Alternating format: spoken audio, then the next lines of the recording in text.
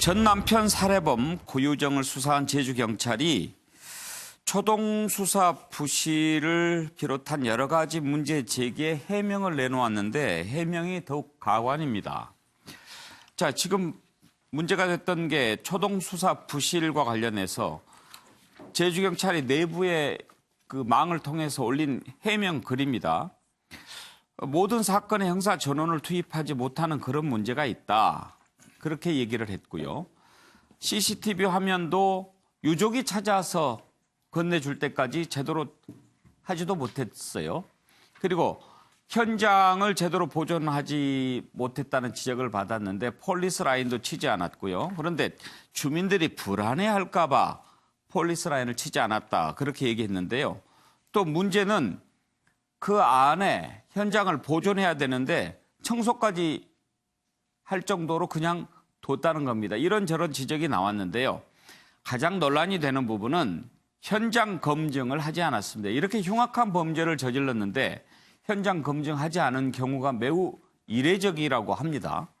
자, 그런데 여기에 대해서 제주경찰이 뭐라고 얘기하냐면 현장 검증은 야만적인 현대판 조리돌림이라고 누가 얘기를 했느냐?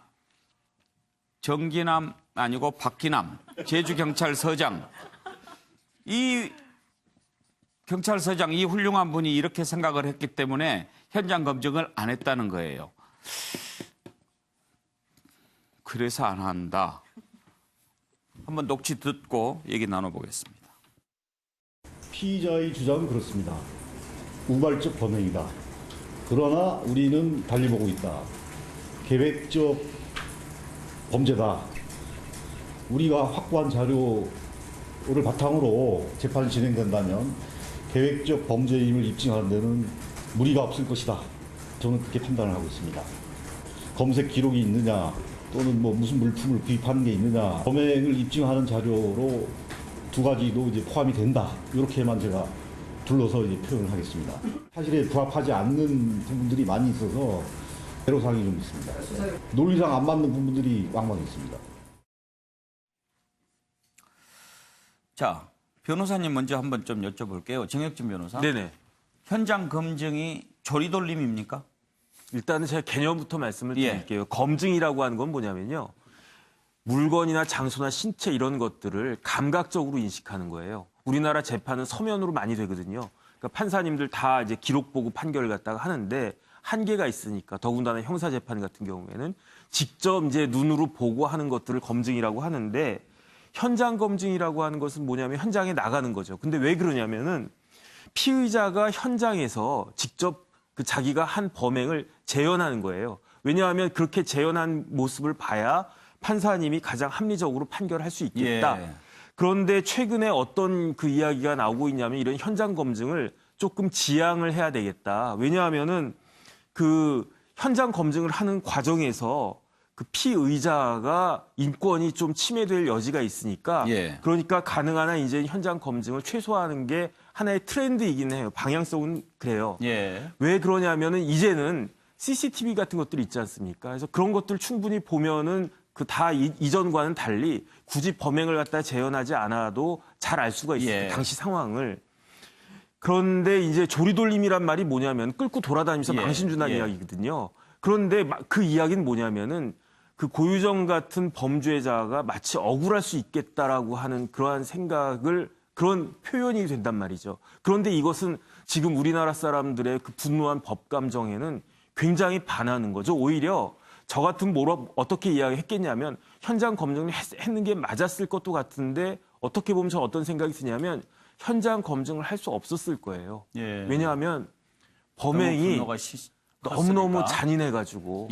그래서 이제 그 남편을 어떻게든 죽이는 것까지야 됐겠지만 그 이후에 말로 표현할 수 없는 그런 일들이 벌어졌는데 그런 것들을 어떻게 재현하겠습니까? 그래서 만약에 그 박기남 서장이었다라고 한다면 그런 것들이 너무나 끔찍해가지고 할 수 없었습니다. 이렇게 이야기했으면 오히려 공감을 샀을 텐데 고유정을 두둔한 듯한 그런 이야기를 하니까 전혀 공감이 안 됩니다. 그런데 노영희 변호사님, 그 현장 검증이라고 하는 중요한 수사 절차를 경찰서장의 그 숭고한 가치 철학 그거 하나로 이렇게 막 생략하고 그럴 수 있나요? 저는 잘 모르겠어요. 그런데 저는 이거는 어설픈 인권주의, 이거 좋게 선회해서 제가 해석하는 겁니다. 어설픈 인권주의가 낳은 정말 잘못된 거다. 왜냐하면 지금 고유정이 우발적으로 남편을 살해했다는 말은 했지만 구체적으로 어떤 식으로 범행이 이루어졌는지에 대해서 지금 함구하고 있다고 얘기 나오지 않습니까? 예. 공소를 제기하기 위해서는 구체적인 범행 방법이 나와야 돼요. 특정이 돼야 되는 거예요. 그런데 저런 식으로 함구하고 있는 피의자에 대해서 공소를 제기하시는 방법 중에 하나는 실제 당신이 어떻게 했습니까? 라고 시켜보는 것밖에 없어요. 예. 현장 검증을 제대로 안 하고 지금 아무것도 안 하고 있는 상태에서 조리돌림을 우려해서 결단을 내렸다? 이거는 기본 중에 기본인 수사를 제대로 하지 않았다는 것을 스스로가 자인한 것하고 마찬가지가 되는 거죠. 예. 저는 이런 것들을 어제 그렇게 뭐 폴렛이라고 하는 곳에서 올렸다라고 네. 하고 올리고 난 다음에 그 동료 경찰들이 응원의 댓글들을 또 많이 보내줬다고 하는데 이거는 매우 잘못된 것이다 이렇게 봅니다. 최경철 의원, 지금 초동수사 부실은 계속 지적돼 왔던 문제고 여러 번 지금 막 혼날 일들이 생기니까 나름대로 지금 해명한다고 내놓은 말들이에요. 결국 초동수사가 부실했다는 것은 최초에 경찰이 넘겨짚었죠. 이 사건은 타살 사건의 가능성이 낮다. 예. 결국엔 이 사건은 가족들이 왔기 때문에 예. 아마 극단적 선택 쪽에 방향성을 잡고 수사를 했던 것 같아요. 그러니까 CCTV 자료도 확보를 덜 하고 그리고 사체 유기가 저렇게 광범위하게 이루어졌는데도 초기에 초동수사를 못해서 사체 유기된 것을 찾지 못하고 있고 이래서 앞으로 공소유지를 어떻게 할 것인가에 대해서 여러 가지 의문이 따라다니고 그러니까 여러 가지 문제가 생긴 것은 결국 경찰이 처음부터 예단을 하고 이 사건에 임했다는 것이죠. 그렇기 때문에 처음부터 증거 확보가 부족했고 여러 가지로 사건이 꼬이게 만들었고 결국에는 저렇게 흉악범, 사체 유기를 저렇게 잔인한 방법으로 한 흉악범에 대해서 경찰이 걱정까지 해준다는 것에 대해서 국민은 사실 어떻게 하면 범인의 인권은 보장을 해주고 피해자의 인권을 보장해주지 않는 경찰에 대해서 대단한 실망감을 느끼지 않을 수 없는 이런 상황이라고 봅니다. 예. 저도 잠깐 한마디만 더 드리면요. 예. 그 CCTV에 보면은 고유정이가 그 종량제 봉투 4개를 이렇게 들고 가다가 잠깐 멈췄다가 무거운 듯이 들었다가 버리는 장면이 몇 번이 예, 나와요. 거기에 대해서 이게 바로 이제 시신을 유기한 거 아니냐, 그 안에 들어있던 것이. 그랬더니 경찰이 뭐라고 했냐면 아니다.